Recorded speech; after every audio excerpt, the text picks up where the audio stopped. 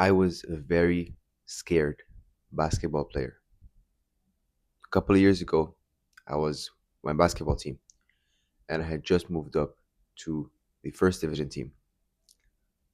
And I knew deep down inside that my skill set and where I am does not match the level of the team and that I would not get many minutes, if any at all. So I was just stuck inside of this identity as a scared player, as someone who just cheers from the bench. And the truth is, this is not just in the first division team. The years prior to that, I was in my second division team. And while I was playing and I was doing all right, I still never had the courage to just drive and attack. I would just kind of shoot if I'm open or just pass to my teammates. They kind of get rid of the responsibility. So I had this identity of a scared, shy, reserved, whatever you want to call it as a player. I was like that. Then I moved to university, stopped playing my I stopped playing my basketball with the team. I started playing pickup. I noticed myself being a completely different person. I was a lot more confident, just taking a lot more risks. And there's many reasons to that. And I think this links to identity. Now it's important that I preface that I, as a basketball player, one reason that led to me not being the most confident person was the fact that I didn't really practice outside of practice. And even if I was practicing, doing my own training, it would just not be very structured or it wouldn't be very serious. So the lack of action on my behalf, on my sort of side that I had to do, led to the fact that, well, I just stayed the same level. Maybe I improved a little bit, but my confidence didn't change because I was not putting in the work behind closed doors. Another reason as to why I believe that I didn't play the best basketball that I did, besides putting in the work, was the overwhelming fear of making mistakes and letting my team down. I had an immense, crippling feeling of messing up. I would rather pass the ball to someone and they make a mistake than me own up to the mistake and make it. I know that the mistake will teach me. I know that I'm encouraged to make mistakes, whether it's in practice or in a game. But because I was so consumed in this cycle and this identity, I couldn't bring myself to step out of my shell and actually try something different, try something new. What I noticed myself when I came here, when I moved to Canada to study, I was a different person on the court. In my mind, I was also different.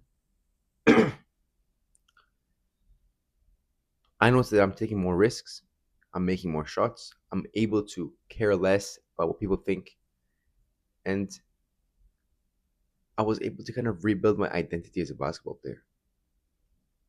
Instead of saying, yeah, I'm all right, or just being shy, hiding behind that questions. Yeah, no, I can shoot the ball. Give me the ball, I can shoot it, you know?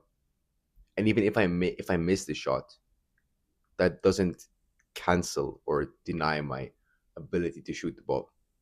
I'm not making this to brag about my shooting. I just want to get to the identity part about it, but maybe a bit of a story helps. I noticed myself when I came started playing pickup, I would come to the court by myself and shoot around. Sometimes by myself, sometimes with some friends. I just found myself playing more and more pickup games as well. Aside from shooting by myself, I played a lot more pickup games. And as I'm playing more pickup games, naturally I'll get better at the environment of the pickup, the defense, the whatever basketball components you can think of. I was more exposed to that environment versus playing one game a week and playing 2 minutes per game, 5 minutes per game, sometimes sitting on the bench if it's like a big game, like if we're in the finals or if we're in the semis and it's a close game. There's no chance I'm coming on. But now, who cares? The game could be a close game, but I lose or I make a mistake. So what? What's gonna happen? We're gonna get subbed off, and then we're gonna come back on the next game. Like, there's really nothing to it. So I started playing more games, taking more risks, and I realized that all the stakes that I had in my head, all the stakes that I had put up were actually in my head. I'm playing the same sport, but maybe under a few different rules, but still. So the more repetitions I did, the more confidence I built up to myself. So the first ingredient, I guess, to that helped me reshape my identity as a basketball player, and that of course can translate to a lot of things, anything you want actually, is putting in the work behind closed doors, or just showing up for yourself consistently. Not perfectly, but consistently. And the second thing is your environment. Let me explain a bit. Now, I was always scared of making mistakes. I just thought that my teammates would think less of me. I was already pretty low on the scale, so but I just thought that they would be even less confident in passing the ball to me when I tried something. They were not like they were encouraging. Like they were amazing teammates. I just had this perception of, oh, the coach is gonna think that he's gonna sub me off and this and that. But when I came here, when I changed environments, no one knows who I am. I can literally do whatever I want, and no one's really gonna care. Like I might not end up being the best friend of the guy that I play basketball with. I might just see him on the court, and that's it. And eventually, I have this one guy I always play with, and we have a great chemistry. Like this guy, he might not agree with every shot that I take, but he's not gonna make a fuss about it. He doesn't care. Like he knows I can shoot. He knows I'll miss. Whatever. You know, I don't feel any external pressure coming from playing with this one guy, or as a matter of fact, with strangers. I'm starting to feel it less and less. So the lesson I guess you can take from this video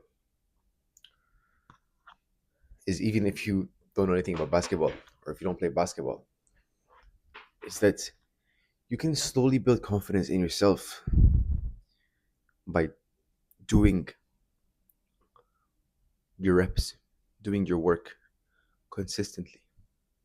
The more work you do, the more of whatever it is you want to do, whether you want to study, you want to go to the gym, you want to read, the more of that you do, the more confident you'll be in yourself, just because you're showing up every single day or every single week. And the second thing is your environment.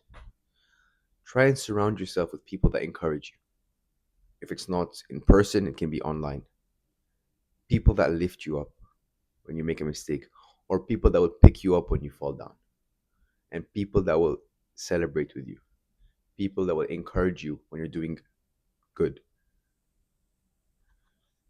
I think these two factors really help you become, like, they helped me personally become a more confident person on the courts, and I'm sure they translate to any other aspect, any other field. If you want to go to the gym, do that consistently enough. That's number one. Number two, perhaps find someone to go to the gym with, or talk to people at the gym. Discuss about your goals. Understand that maybe one day you don't show up, but your buddy's like, come on, man, we have to go. We have to show up. And then you go because you have someone to do it with. So, yeah, I hope this videos have benefited you. If it was, I'll ask you to subscribe. It is a means of building my platform and my kind of my brand, my personal image online, and you would be supporting that. Anyways, leave your thoughts in the comments about this video, about anything else you want me to talk about, and I can, make a video about it. Anyways, it's been me. Take care. Peace.